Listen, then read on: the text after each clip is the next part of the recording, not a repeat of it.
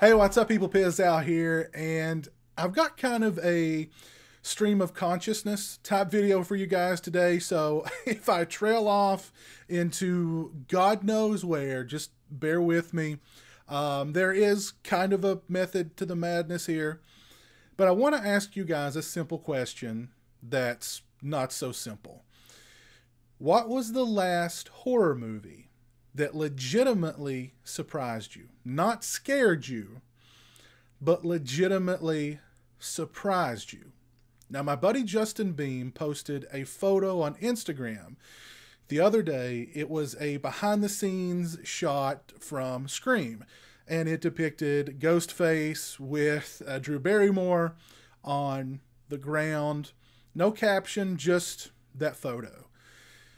And the first thing that popped in my head when I saw that picture was Scream was the last movie that legitimately surprised me, the last horror movie that legitimately surprised me. Now, I'm a lifelong horror fan. I've watched a lot of horror movies, and I think that's one of the problems that I have, as so many of you out there have who've watched a lot of horror movies, is that the surprise element is taken out of a lot of them. And I don't just mean you become conditioned. Like, not long ago, I was watching a horror movie with my girlfriend, and there was a jump scare. And she jumped and, ah! And I just sat there. No effect. And after the movie, she goes, none of those things get you. You those kind of scares never get you. Why don't they get you?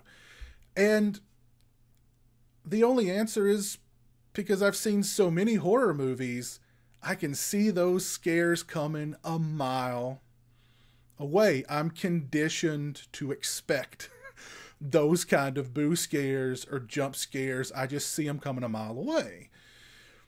And, you know, I've seen so many horror movies that I'm almost conditioned to, I see how the movie's going to end pretty early on after the movie begins. Or I'll see the twist coming way before it's even hinted that there's going to be a twist. And I'm not trying to brag here by any means. And because of that, the effect of a lot of horror movies is lessened for me. I don't get boo scares. A lot of the quote-unquote, you know, really smart twists I don't think are that smart at all. I think that's why I had such an aversion to M. Night Shyamalan movies. But I've just seen a lot of horror movies over the years, and I'm just conditioned to expect those things and see those things coming. And after I saw that picture that Justin Beam had posted, I really thought to myself, what movie post-Scream surprised me? And I thought, and I couldn't come up with one movie. I thought of movies that, in my opinion, are better films than Scream, but that didn't surprise me the way that Scream surprised me. Now, just before I started shooting this video, I thought of a couple of movies that legitimately surprised me for different reasons. One of which was It Follows, which I absolutely love that movie. If you've followed my channel for any period of time, you know I love It Follows. Love that movie. It genuinely surprised me. And more recently, a movie like The Autopsy of Jane Doe surprised me, and it surprised me for just how effective it was in comparison to how spare it was. But the things that surprised me about Scream, it wasn't the fact that Drew Barrymore dies in the first 15 minutes of the movie. By the time I saw the movie, I saw it on VHS. Yes, it was that long ago. I saw it on VHS for the first time. Rented it from a place called the Video Store. And I already knew Drew Barrymore was going to die. That had been spoiled for me long ago. But I have to say, number one, originally Drew Barrymore was intended to play the Sidney Prescott character that Neve Campbell played in that movie. But by all accounts, Drew Barrymore said, well, wait, what about this Casey character that dies at the beginning? Wouldn't that be something if I died at the beginning of the movie? So if that is the case, kudos to Drew Barrymore for having the smarts to think that, and kudos to Wes Craven for being like, hey, I get it, let's do that. But the first thing that really surprised me about that opening to Scream was how well written it was, and how savage and cruel it was. Not just on a physical point of view, but on a mental and emotional perspective. How gleeful the killer, or in the case of Scream, was the killers, with the mind game that they were playing with Casey, and how they had really sort of, they destroyed her mentally and emotionally before they killed her, which is sort of the ultimate. I mean, they killed her, yes, they took her life, but they just mentally and emotionally destroyed her beforehand. I mean, that's, forget about insult to injury. That's far beyond that. So I was really surprised by those elements of the film. And I was surprised by how well orchestrated that entire sequence was. How well shot it was, how well paced it was. The tension in that sequence, which was just absolutely palpable. And that's all credited to Wes Craven. And keep in mind, before Scream, Wes Craven was not a hot horror director. He was not a hot director, period. He was at probably, I don't know if I would say the lowest point in his career, but definitely a low point in his career. I think the movie that he had done before Scream was like Vampire in Brooklyn. And looking at Vampire in Brooklyn compared to Scream, you could tell his heart was in Scream. His heart was not in Vampire in Brooklyn. So I was surprised, and very, very happily surprised, to see Wes Craven back in form as a filmmaker. And you could tell that you were truly in the hands of a madman. And when you go into a horror movie that's directed by someone as competent as Wes Craven was as a horror movie director, that's exactly where you need to be. Those are the hands that you need to be in when you're watching a horror movie. You can't trust the filmmaker. You know what I mean? You have to have that. And Scream had that. That opening sequence to Scream definitely had that.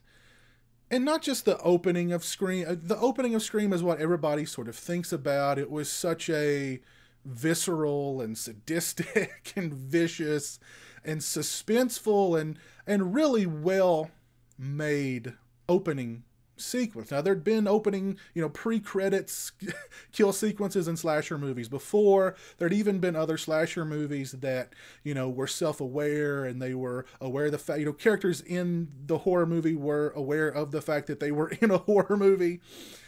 But Scream did it a million times better. You can be the first, and that's cool to be the first, but you want to do it the best. I think of a movie like, The Last Broadcast versus Blair Witch Project. The Last Broadcast was the first to do that kind of found footage thing. And I love the Last Broadcast, don't get me wrong. But the Blair Witch Project did it, and did it a lot better. Another thing that got me about Scream 2, again, keep in mind, I'd seen a lot of horror movies, particularly slasher movies. But the Casey character's death, Drew Barrymore's character's death in that movie, I'd never seen Jason or Freddy or Michael Myers or Pinhead, or I think even Leatherface up to that point, gut someone and hang them from a tree and their guts are just dangling out beneath them. Or as if I recall correctly, there was like a pile of steaming guts under her feet. I'd never seen that in, forget a mainstream horror movie, just a horror movie, a slasher movie up to that point. That entire opening sequence to me was so surprisingly good. And the rest of the movie too. I, I still think Scream holds up. I still think Scream is a great horror movie.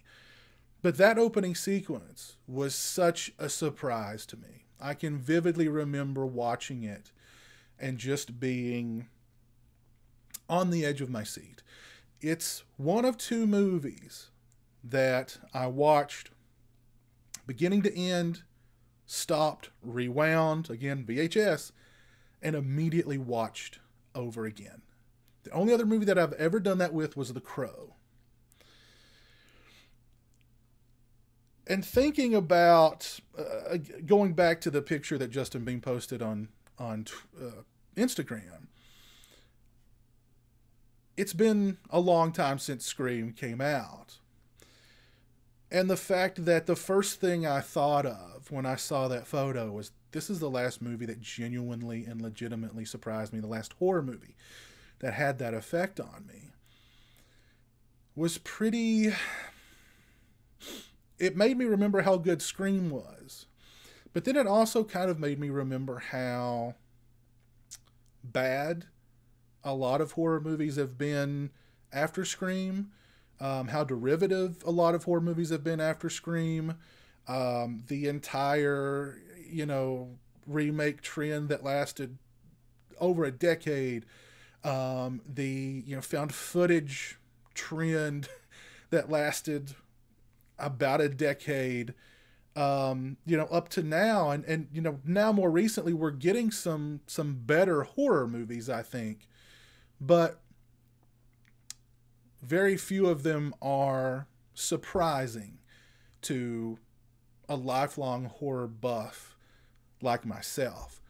It took me a lot of time to think of just two movies that had come out post-Scream that had legitimately surprised me the way Scream had. And again, those movies were It Follows and The Autopsy of Jane Doe. And there's probably more in there that I've just kind of forgotten. That's why I want to ask you guys out there, what horror movies legitimately surprised you? How many of you guys out there are horror movie fans like myself who are completely disaffected by all of the horror movie and slasher movie gimmicks? You've seen it all before. It has no effect on you. The boo scares are just, you see them coming a mile away. You see the twists coming a mile away. You know how the plots are going to develop and how the movie's going to end, within the first half hour of the movie. And I think that's affected as well. Part of the reason why I can only think of two horror movies that legitimately surprised me is maybe it's my own fault, or maybe it's the fault of the filmmakers for being derivative, or maybe it's my fault for just having no life and spending the vast majority of my life watching these kinds of movies. Maybe I should have been out doing something else. I don't know. It's a weird feeling, and it's what prompted me to want to make this video and pose the question to you guys. And again, what horror movies legitimately surprised you? And have there been any horror movies since, say,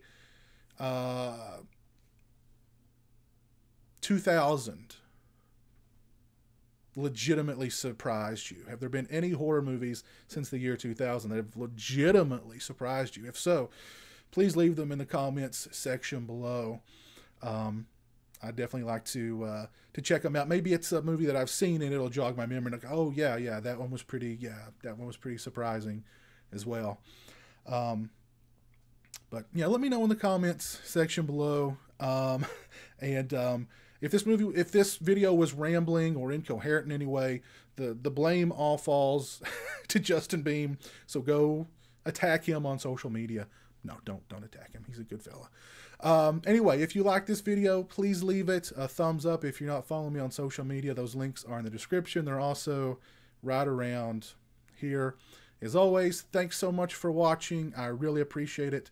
Take care, and until next time, peace.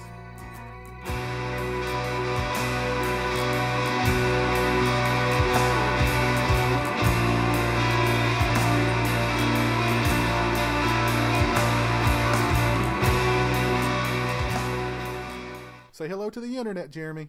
Hello to the internet.